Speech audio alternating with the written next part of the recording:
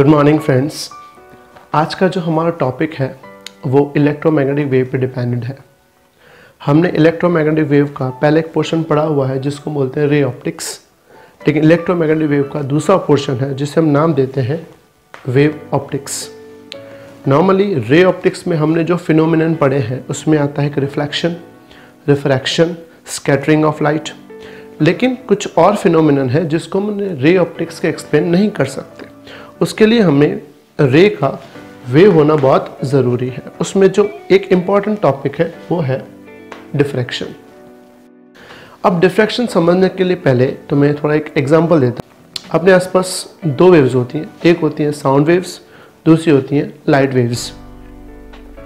Suppose करो एक room में तुम बैठे हो, उसके जस्ट पास में दूसरे रूम में कोई और पर्सन बैठा है। अगर वो कुछ बात कर रहा है तो हमें उसकी बात सुनाई देती है, मतलब साउंड उसकी हम तक आती है, लेकिन हमको वो दिखाई नहीं देता। इसका मतलब ये हुआ कि लाइट वेव्स उस रूम से इस रूम में बैंड होके नहीं आ सकती, बट साउंड वेव्स इजीली उस रूम से इस रूम में आ जाती है। तो लेकिन इसका रीज़न क्या, क्यों साउंड वेव्स इजीली आ सकती हैं और लाइट वेव्स यहाँ पे नहीं आ सकती। जैसे कि एक रूम का म्यूज़िक अगर तुम दूसरे रूम में बैठे हो तो भी तुम्हें सुनाई देता है।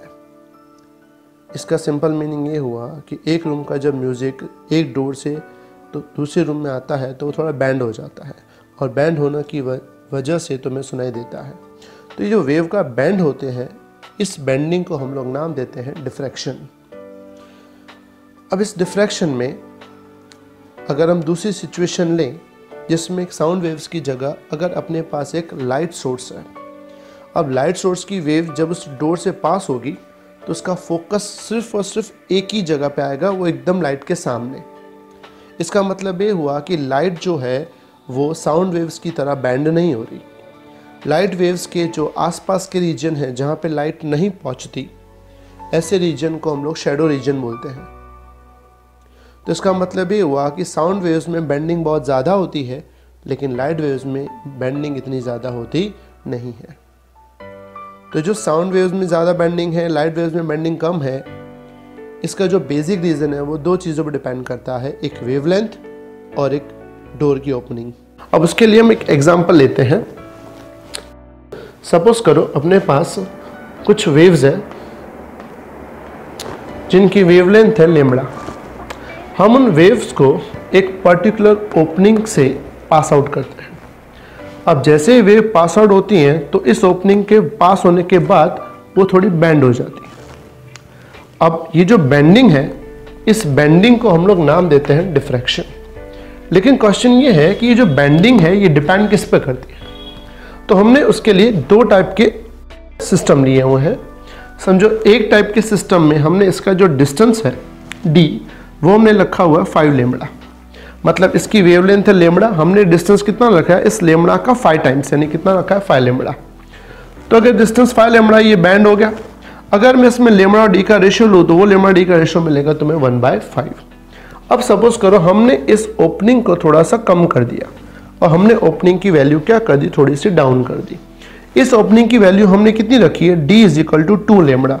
यहाँ थी d = 5 लैम्बडा, यहाँ हमने रखी d = 2 लैम्बडा। तो इसमें अगर हम लैम्बडा और डी का रेशियो फाइंड करें तो लैम्बडा और डी का रेशियो तुम्हें मिलेगा 1/2। अब इन दोनों में डिफरेंस ये है, इसमें λ/d रेशियो मिला 1/5, इसमें λ/d रेशियो मिला 1/2। और इसमें देख सकते हैं आप डायग्राम में कि इसमें बेंडिंग कम हुआ है, इसमें बेंडिंग ज़्यादा हुआ है। मतलब प्रोपोर्शन ऑफ बेंडिंग डिपेंड करता है कि λ/d रेशियो क्या है। अगर λ/d रेशियो बहुत ज़्यादा है तो उसका बेंडिंग ज़्यादा होगा, और λ/d रेशियो कम है तो उसका बेंडिंग क्या हो जाएगा, कम हो जाएगा। अब हमने एक्सपीरियंस किया कि साउंड वेव्स इजीली बैंड हो जाती हैं, लेकिन लाइट वेव्स बैंड नहीं होती।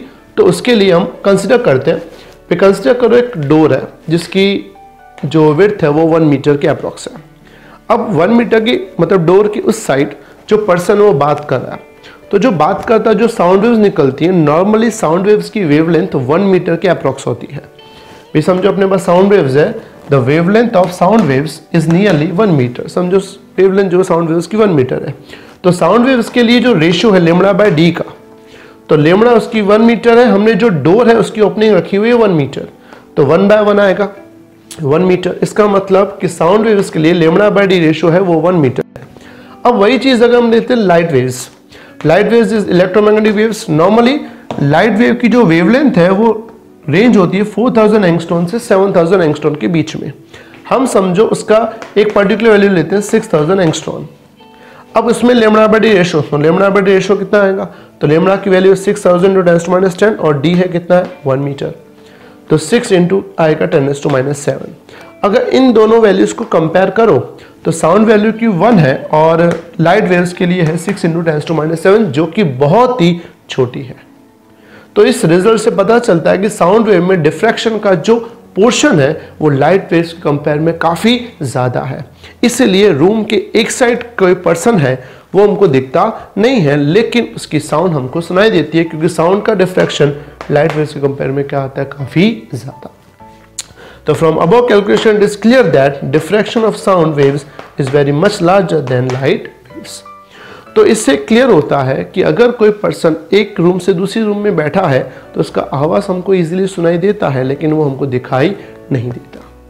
मतलब जो डिफ्रैक्शन है, डिफ्रैक्शन का मतलब होता है कि किसी भी पर्टिकुलर ओपनिंग के साथ लाइट का बैंड होना, लेकिन वो जो लाइट का बैंड होना है वो डिपेंड करता है लेमड़ा और डी के रेशो पे। जितना लेमड़ा बाय डी रेशो ज्यादा होगा उतना डिफ्रैक्शन भी ज्यादा होगा, जितना लेमड़ा बाय डी रेशो कम होगा उतना डिफ्रैक्शन भी कम हो जाएगा। तो इस फिनोमिनन को हम लोग नाम देते हैं डिफ्रैक्शन। इसे आगे वाले स्लाइड में हम पढ़ेंगे, diffraction due to single slit. Thank you.